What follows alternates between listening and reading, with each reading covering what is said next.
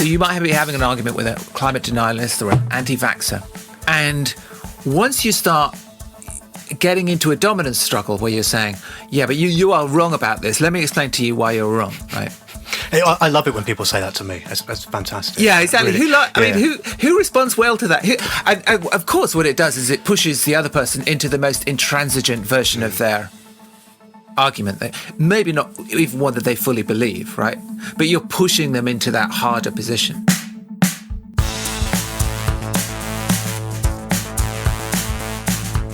Well, you know how it is, right? Sometimes or some days, people just rub you up the wrong way. They get right on your wick, and you get right on their wick. And before long, you are screaming at each other. Sometimes these are even people that you love, sometimes more than anyone else in the world. What's going on there? What makes us argue and bicker? What makes us disagree and have conflict? How can we do it better and worse? And what is the best way, if there is one, to argue or even just talk constructively with someone who thinks something apparently so opposite to you about things like climate change? This is Your Brain on Climate. I'm Dave, and I've been campaigning and talking about climate change for the best part of 2 decades now, and there's so much I don't know about one of the most important causes of it all, human brains and how they work. So Your Brain on Climate is a podcast about psychology, what it can teach us about climate change, how we got it, and what we might do about it.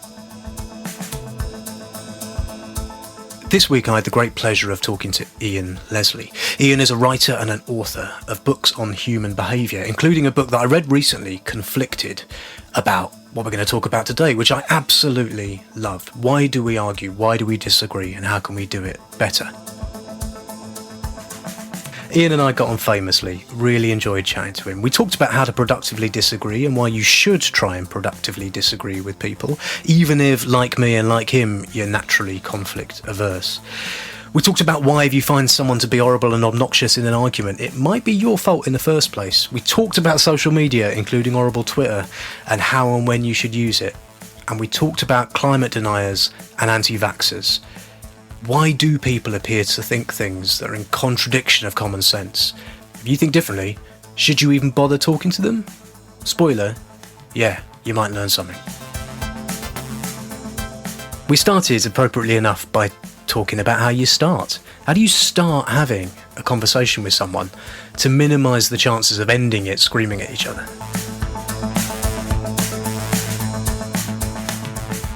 Your brain on climate.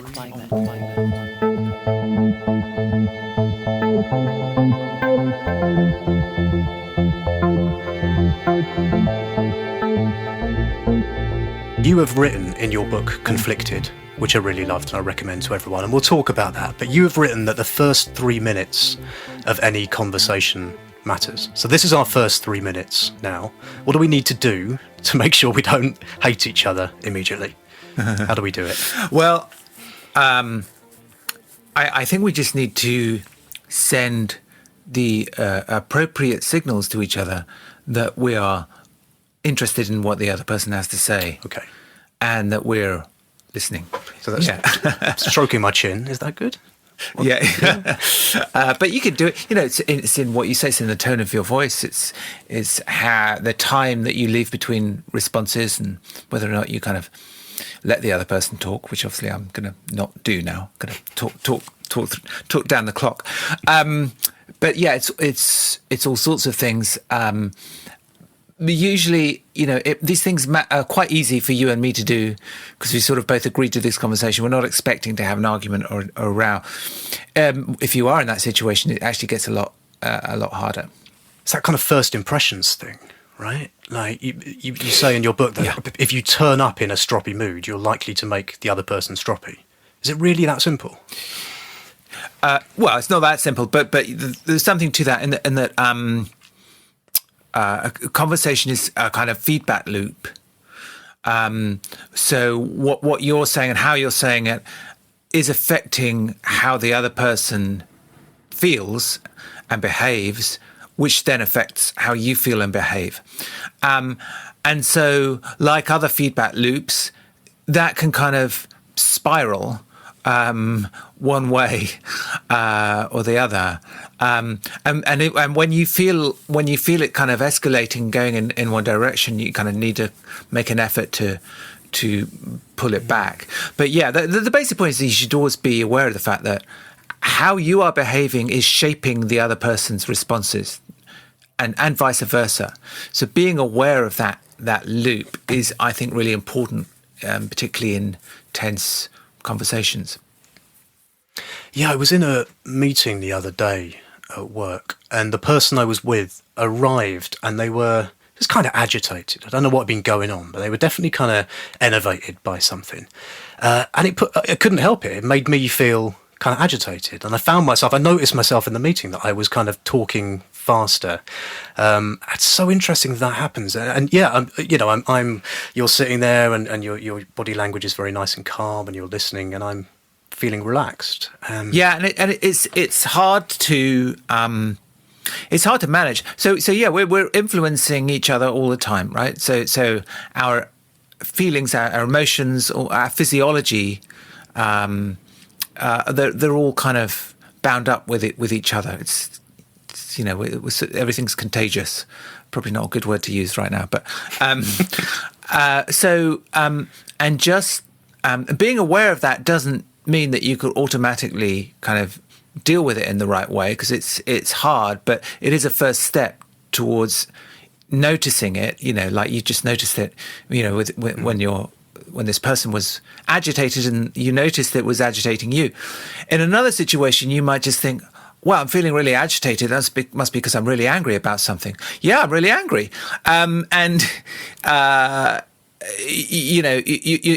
You're less aware of what's going on in the room. So yeah, I think just being aware of these effects is a first step towards managing them well. How did you come to get interested in conflict, argument, squabbling with each other? Are you a squabbly kind of person? No, I'm not, and I don't like it. I mean, almost to a fault. I'm quite to a fault. I'm conflict averse, and so perhaps I'm more tuned than someone who isn't to the toxic arguments that we see around us in the media, particularly on social media. Perhaps I spend too much time on Twitter, but that's, I see these kind of futile. Yeah.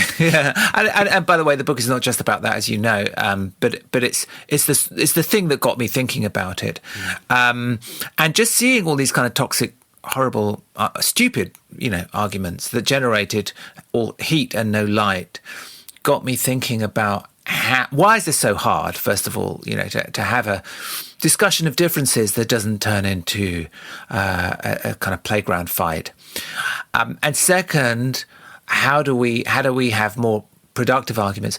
And actually, what shifted in my thinking as I was researching the book was, I started off thinking this is going to be a book about how to avoid conflict, and just kind of talk everything through calmly.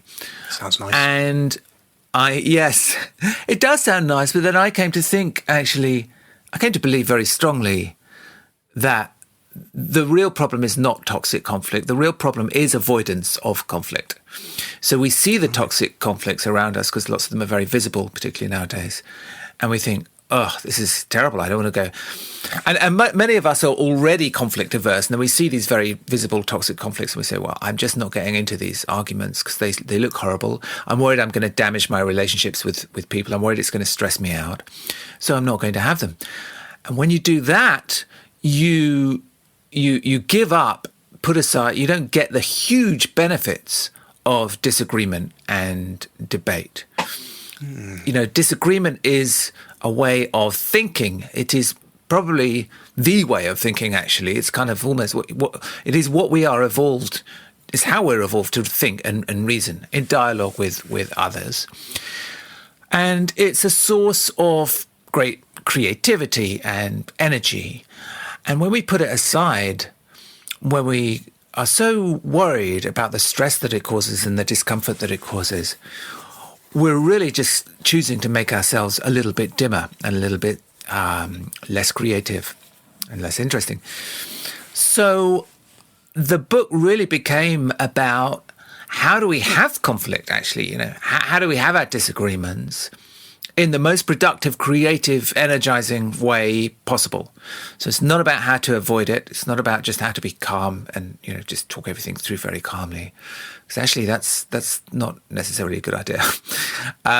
It's about how to have open, including quite heated and sometimes quite emotional disagreements that really kind of drive the conversation forward. So we were kind of alluding to this a bit in how we started this chat, but that all sounds well and good if you've got two people who are in a nice civilized environment prepared to have a debate and disagree with each other. But what about, because I'm like you, right? I'm definitely conflict averse and I'm aware of it, and it probably causes me all sorts of problems in my life.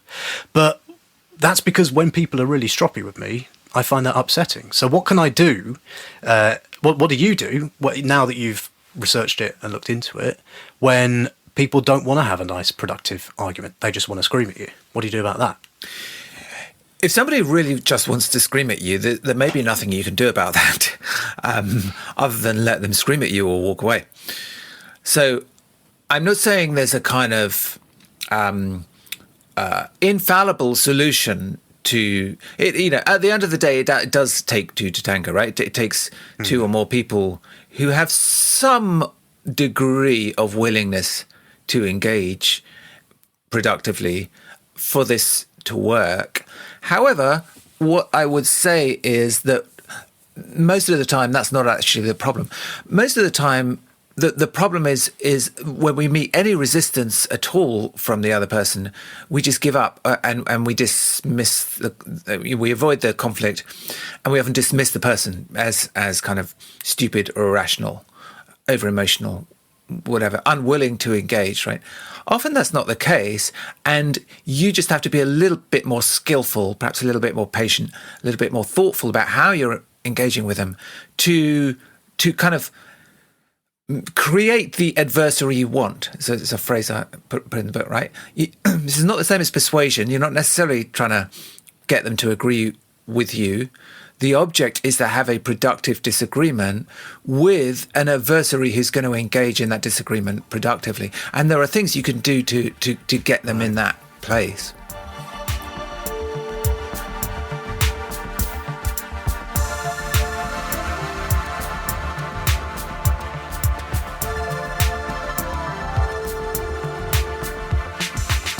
So everyone's got that uncle, right, who likes to sort of point out that vaccinations are a plot and climate change is a communist hoax and all that sort of stuff. Okay, you may not be able to persuade them, but how can you have a conversation around the dinner table that is at least a little bit less squabbly? Yeah, I mean, it's interesting because I think almost the first thing you have to do is put aside the object of persuasion. So one of the things that gets in the way of an interesting, productive disagreement is you thinking, I need to persuade this person. I need to win this argument, right? Trying to win an argument is the enemy of productive disagreement. You will not have a productive disagreement. Oh, but that's confusing. What happens when you win an argument? It's the end of the argument. So it's the end of the disagreement. So, if you genuinely believe in the benefits of productive disagreement, you actually want to keep the disagreement going, until it stops being interesting, until either or both of you stop learning something. And you won't do that if you go in and say, right, I'm going to win this now. All you'll do is get stuck into a dominance struggle, right? So one of the kind of principles of good disagreement is in the book. I call that chapter "Let Go of the Rope," and it came from.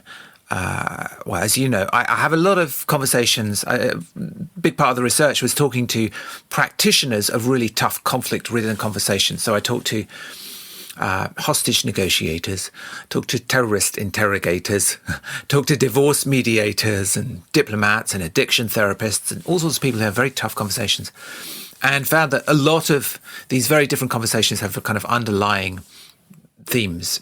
The people that do them really well do the same things. And let go of the rope was a phrase that came from an expert on interrogation. He's a guy who trains the counter-terrorist police in the UK and actually around the world in how to interrogate really hardcore terrorists.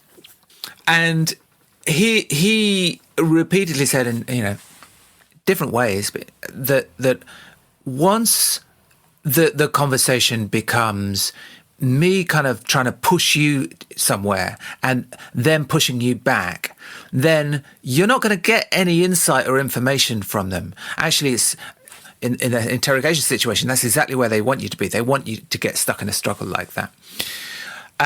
What you're trying to do is lower the other person's defenses so that they start thinking more freely and talking more freely in the case of interrogation, right?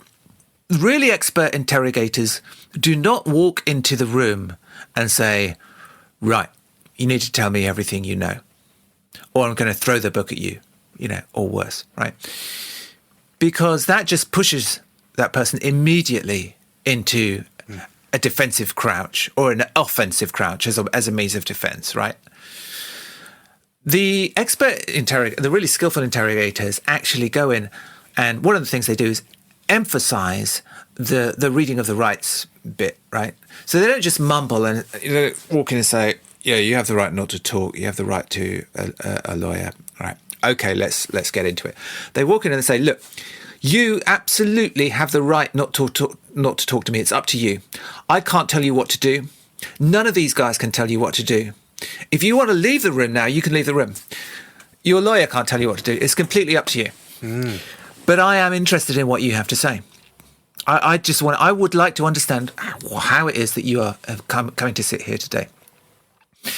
Right, now, I'm sure they do it, more subtly and better than that. But basically, that approach is far more effective because these guys, these hardened terrorists, actually will they really want to tell their story and they will open up. Yeah.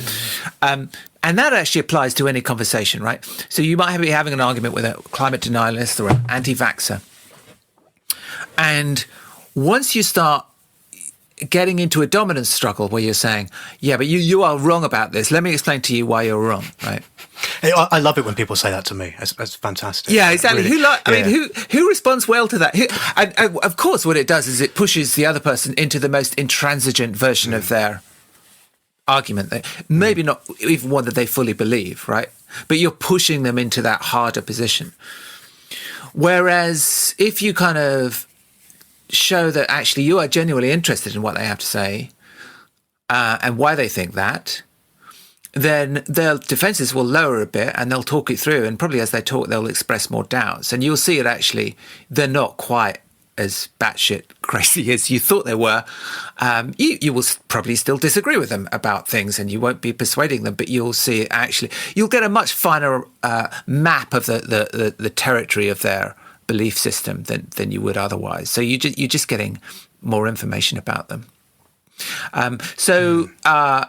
Yeah, I mean, this is kind of just one of the principles that comes up over and over again. You have to be genuinely curious about what I was going to say, thinks. right? Because that could, that could all sound a little bit kind of transactional, fraudulent, right? Make people think you're interested and then go along with it for a bit and then you'll, eventually win the argument. But sounds like what you're saying is, no, actually be interested. Actually, understand that they might know something you don't, have a position you don't, that you might not be right. And that's some humility at work there, right?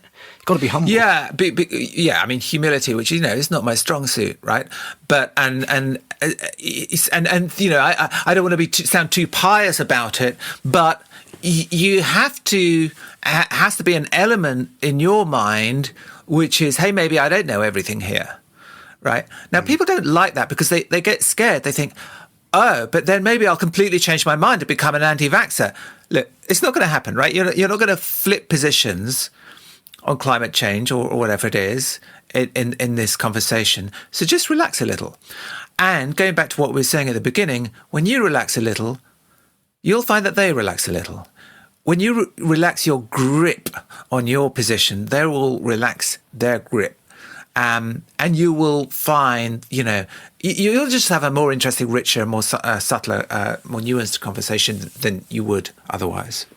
Yeah, that thing you were saying about power struggles in arguments. It makes me think of arguments I've had in relationships. Obviously, previous relationships, in case my current partner is listening to this one. When you're like, what are we arguing about again? And you've been banging on for 20 minutes, increasingly screaming at each other. And the thing you ostensibly started squabbling about is you're now talking about breakfast cereal or what you did last Tuesday. And you realise you're not arguing about the thing at all. It is about something about you yourself and your relationship to this person. The feedback loop has kind of taken over, right? Or in that kind of argument, you're just kind of reacting to whatever the last thing that the other person said, and they're reacting, and vice versa.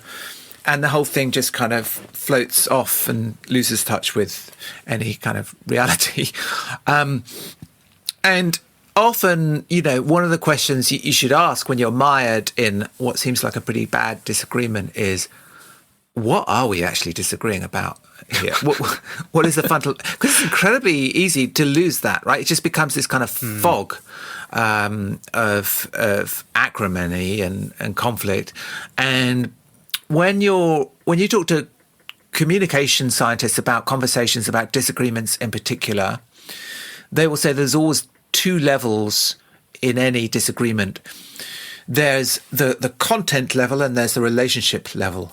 The content level is the thing that we are talking about, right? So I'm arguing with my wife about, who's going to do the washing up this week, who's going to go to the shops this week, whatever.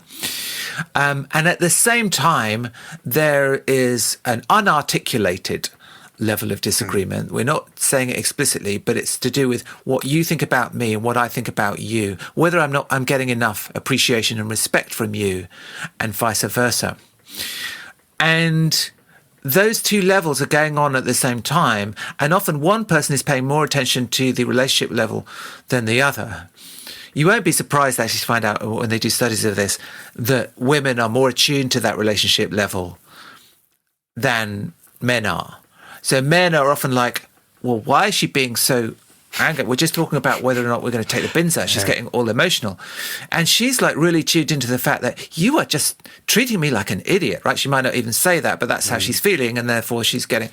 So unless that relationship level is... uncomfortable bells, this conversation. And by the way, the interesting thing about this is that when they in the lab, when they pay men to pay attention to that relationship level, they can do it just as well as women.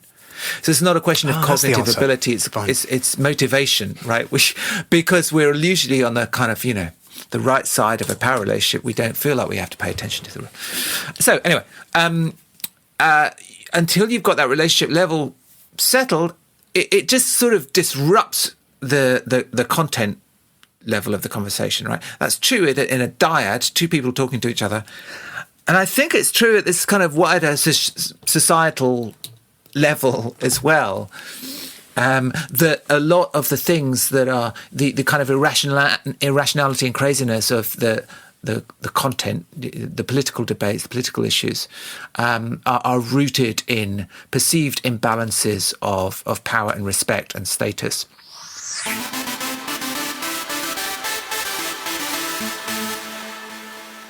Your brain on climate.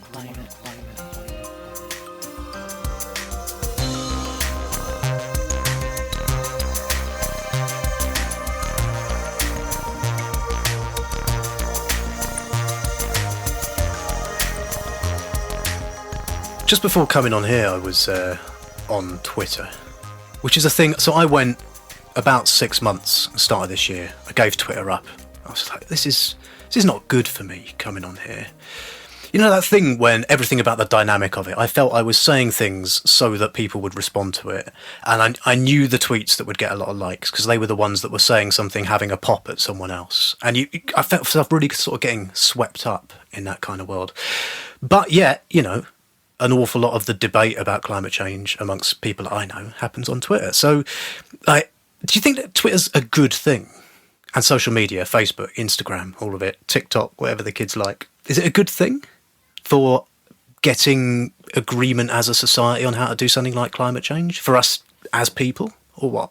No. I mean, I think it is a good thing, and I think it's a good thing in lots of ways, and a bad thing in some other ways. But I don't think it's a good thing for having rich, productive disagreements. I think it can be. It's quite a good source of, if you treat it as a kind of source of low stakes, light touch disagreement, where you're kind of bouncing around and kind of poking at ideas around and trying to say, yeah, but what about this? What about this? It's actually quite good because you have a kind of wide range of stimulus, wider than you would in your normal life. You can ask many different people or get feedback from many different people on a particular question. So you get the kind of lie of the land of the territory of opinion on different questions very easily, very quickly. I think that's quite useful. Is it a good place for working out, in step by step, what the other person thinks and why they think it? No.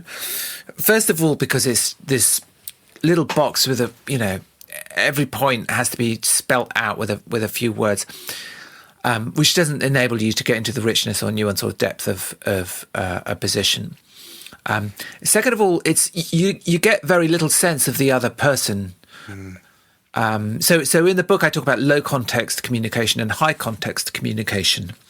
High context communication is when you have a very kind of rich shared cultural background, cultural in the widest possible sense. But, when I kind of understand the norms by which you are communicating, I kind of have a feel for what you mean by what you say, even when what you say isn't explicitly clear.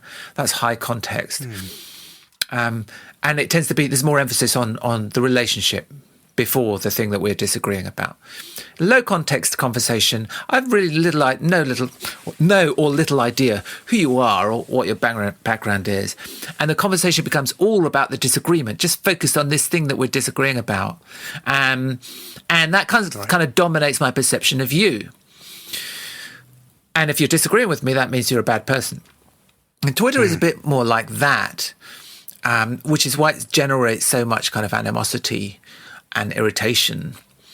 So I think it is really problematic from that point of view. And I don't think it's a great tool for productive disagreement. I think there are ways we can use it better, so we can try and be better at using it. But it's not its strong point. Let's face it.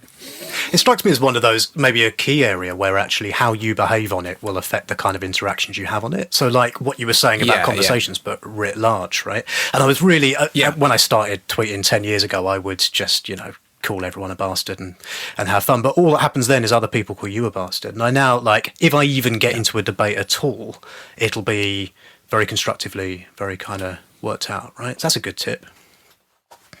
Yeah, well, it's actually, it's interesting from that point of view, because it's almost like you see all the ways that disagreements can go wrong very clearly and very quickly.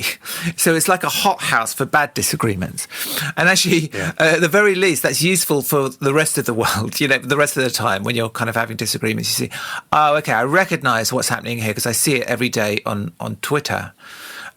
So those things that we were talking about, as you say, those feedback loops, the way that we mindlessly reciprocate the other's hostility, and the thing just sort of takes off. You see that very plainly and very, very happening very kind of quickly. And we should at least draw lessons from that and go, okay, well, this is what happens. This is what can happen. Let's think about ways to avoid that in the rest of our lives. And of course, the other thing that social media, if you're not careful, is it just surrounds you with opinions that agree with your opinion, right? Which is bad for all sorts of reasons. It's sort of bad for, polarizing people into I think this and I think that. But if you do it well, you can use social media in a way that just allows you to see what people who don't agree with you are saying. You don't have to, get involved in that. There was a thing I was looking at on Twitter just this morning where the Daily Mail has done something horrible about climate change, right? Kel Surprise. It's got a headline about climate change, and all of the kind of greeny, climatey people on my feed were getting very upset about it. And there was a bit of me thought, well, just coming on Twitter and banging on to people who already agree with you about why someone that doesn't agree with you thinks a thing isn't engaging with the fact that the millions of people that read the Daily Mail think something differently to you. So maybe there's a thing where we could be actively using social media to, at the very least, just understand that people have different opinions. You don't have to agree with them. You don't have to change your position, but kind of sympathising a bit with that, right? Yeah, I mean, it's kind of a double bind here because you're both, or it's double jeopardy, I'm not sure what the phrase is, but two things are pointing in the same direction. One is that you are probably talking to and engaging with most people who agree with you, right? And you're following most people who are kind of in your ideological space. And at the same time, you're getting these kind of intruders, these interruptions from the other world, which just kind of float by your, so somebody will quote tweet or retweet, whoever your bogeyman is, Piers Morgan or whatever, and they're saying something completely disgusting and repulsive, or they'll kind of quote a Daily Mail article, which in another world you wouldn't actually have seen. In a way, the problem with Twitter is not filter bubbles, is that it breaks everyone's filter bubble in the most kind of abruptive, rude, kind of interruptive way possible. And you're suddenly seeing this full range of really horrible opinions just sort of flash past your eyes. And that puts you in this state of kind of constant anger and anxiety. And therefore, you flock to the people who do agree with you. And you say, look at all these terrible people. And they go, yeah, I know, they're really terrible people, aren't they? Good God, everyone's awful. Thank God we're not like them, eh? Us over here. Thank God we're the good not people. Like them, and we all have those. Yeah, we talk amongst ourselves about how awful those people are over there that keep kind of running across our screens. So, what's the answer to that? I see people saying, well, you should follow the people that you disagree with on Twitter because then you'll get a more diverse array of views, which I sort of half agree with, right? Because actually that can backfire. If you follow the most sort of rebarbative, stupid, rude people who disagree with you, right, they're just going to reinforce your own sense of self-righteousness because they will confirm to you that the other side really is stupid and rude and prejudiced and whatever it is, because you see, not to name names, but people like Toby Young. If you start following Toby Young to get an idea of how people on the other side of your ideological divide think, you'll come away thinking, yeah, I was completely right about these idiots, right? They're not. And you'll come up with high blood pressure as well, presumably. So that's a bit pointless. In fact, it's actually it backfires. What you should do, and this is not always easy, but you should seek out people who you disagree with, who you like or respect. When you find those people, cherish them.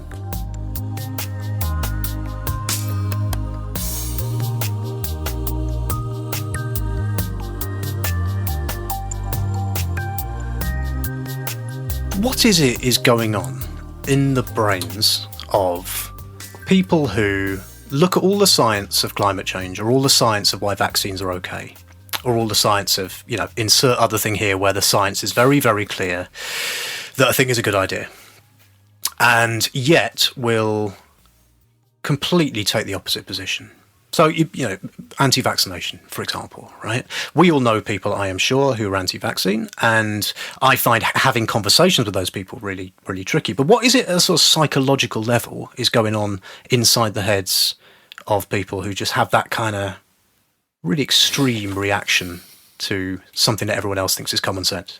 Okay, I don't know. It's a complex question, but let me kind of try out one or two kind of theories here.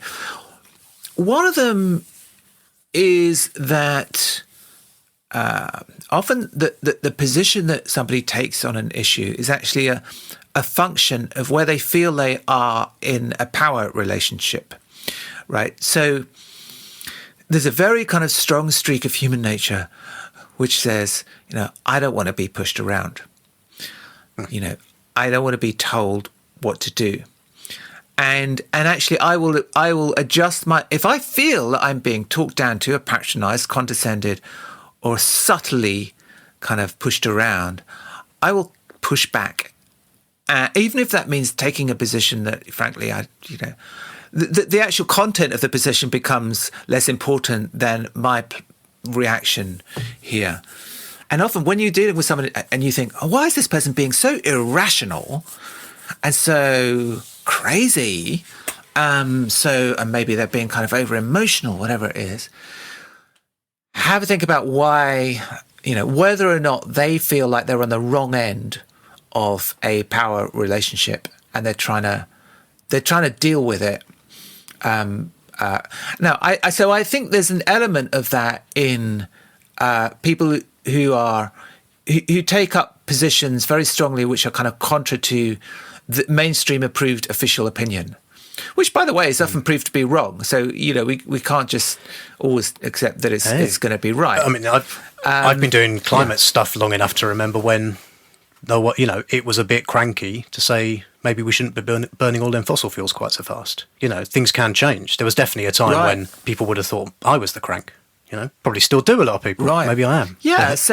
I think if people, I think the kind of the politics of this is that some people feel like they've been let down by experts, by elites, too many times, and they just don't trust them anymore. And almost what they say, whatever they say, I'm going to oppose it, right?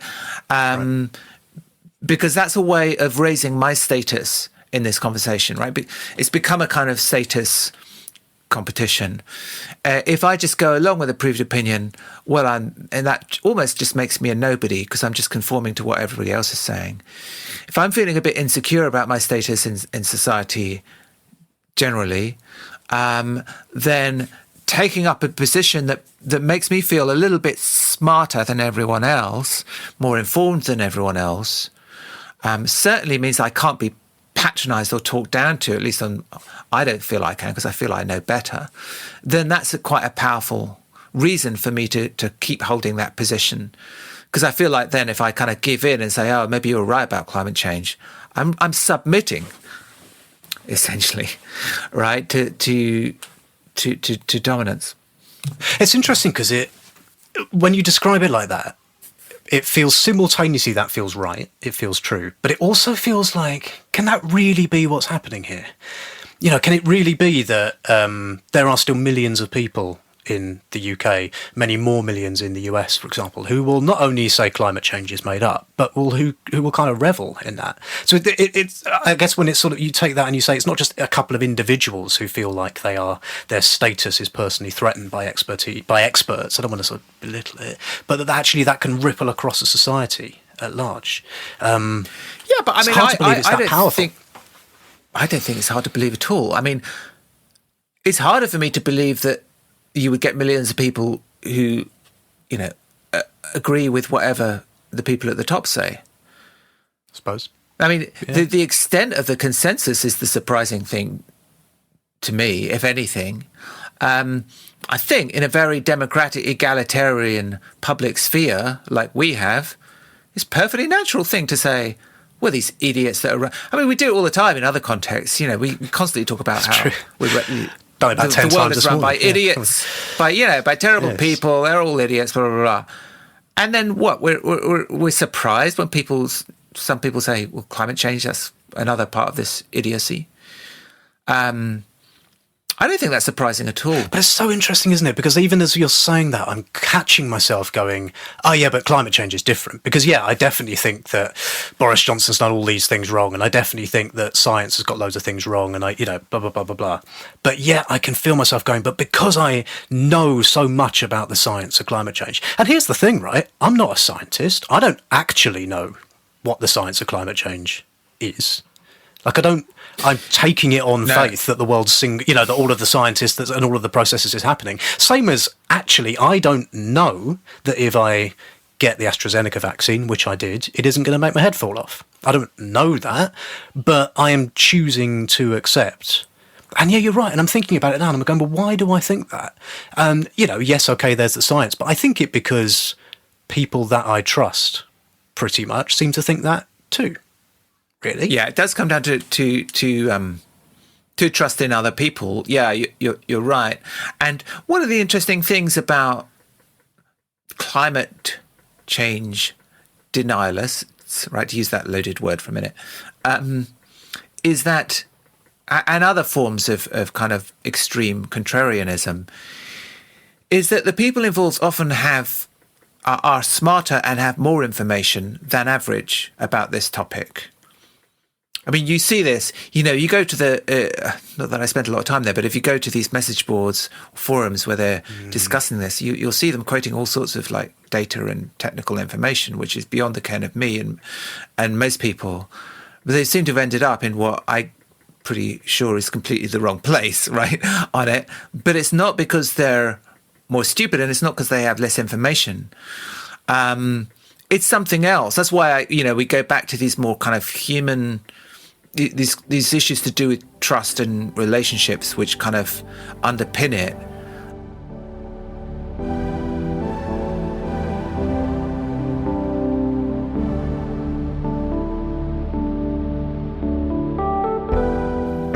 There's a report comes out every week now saying climate change is really, really, really bad and getting worse.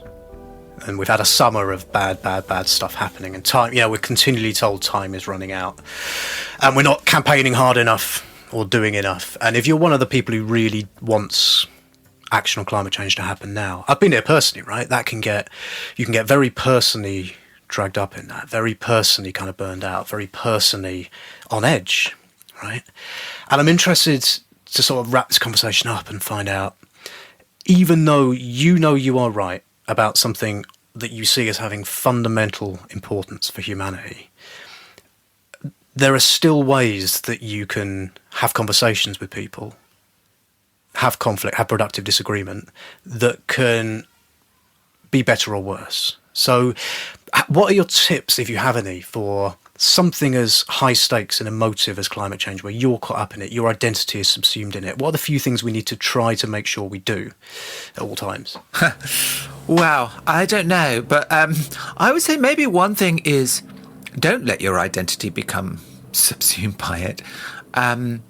The more that your identity and your sense of self is tangled up with your belief and the arguments that you make, the less likely you are to really engage critically and clearly and respectfully with people who disagree. Because every time they disagree, you feel like it's an attack on you. And if you feel like when a disagreement is an attack on you, then, your defense mechanism is going to be triggered, and you are going to be, aggressive and unpleasant and hostile, or you're just going to avoid the disagreement altogether, and you're not going to make any kind of dent in anybody else's worldview. I think one of the issues we have at the moment is that people's sense of self, their sense of identity, is tied up too much with their political beliefs. And I actually think we could do a little bit more about separating them, actually kind of shrinking your identity and saying, okay, let me just take this one step at a time. Let's work out what this issue is. And it doesn't actually say anything about who I am. I'm happy to just be me, a husband, a wife, somebody who likes the Beatles. I'm just talking about myself now. I don't have to be, and this is the problem with the label activist. Once you say, oh, well, I'm an activist, that means you're going into every conversation thinking, right, well, I have to win this, and it means that actually you just end up pushing the other person into a more intransigent position. So a lot of what I'm talking about and have talked about, the last 40 minutes is just trying to lower the other person's defenses, and often that means lowering your other defenses. And that means not thinking so hard about what this says about me as a person.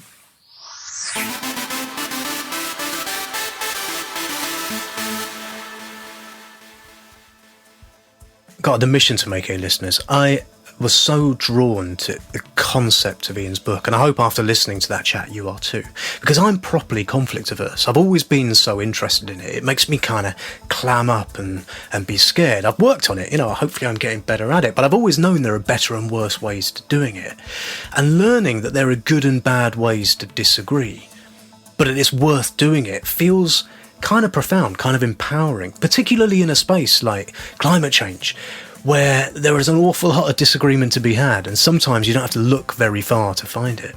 And something that's really struck me in all my time working on climate change is how easy it is, how kind of lazy, how comforting almost it is to look at people who don't think climate change is a problem, or maybe think it is a problem but aren't as worried about it as you are, and to almost dismiss them outright immediately, to think they're stupid because they either don't agree with us or because they don't appear to have the same kind of mental framework for approaching a problem that you do. It's so easy to do, but we've got to lose that mindset. I'm really trying to lose that mindset. When you do lose that mindset, it feels like you can see that sometimes we are the problem, right? How I have talked to people about climate change in the past, I'm thinking back to chats I've had with relatives when I was newly getting into this and full of the zeal of the issue, and finding myself talking to people in a kind of half hectoring and preaching and half kind of dismissive way. And people saying to me, either they didn't understand something, or they felt they didn't understand it, or perhaps more, that it didn't seem to resonate with the way they approached the world. And rather than me just going, oh, that's interesting, let's learn more about how you approach the world, I just kind of shut my ears to it. And I found myself trying to win conversations, trying to win arguments, trying to get people to conclude, yes, you are right. But that's not how things work. That never ever works if anyone does that to me. Quite the bloody opposite.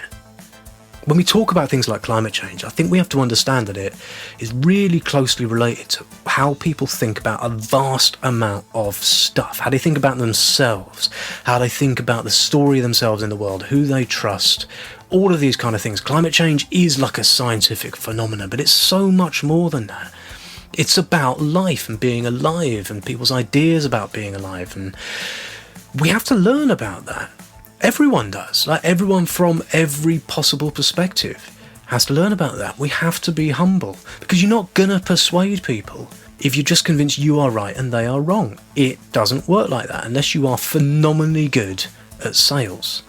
And you have to be aware of your power relationship. One of the most profound things I think that Ian said in that chat was when there is a disagreement, it's really often because somebody thinks that they're on the wrong side of a power dynamic. Somebody thinks somewhere that they're having the mickey taken out of them. And just to pause in any given conversation with anyone where it doesn't seem to be going the way you want and think, who's got the power here? Who's dominating this conversation? Is it me? And how would I feel if I was on the other side of it?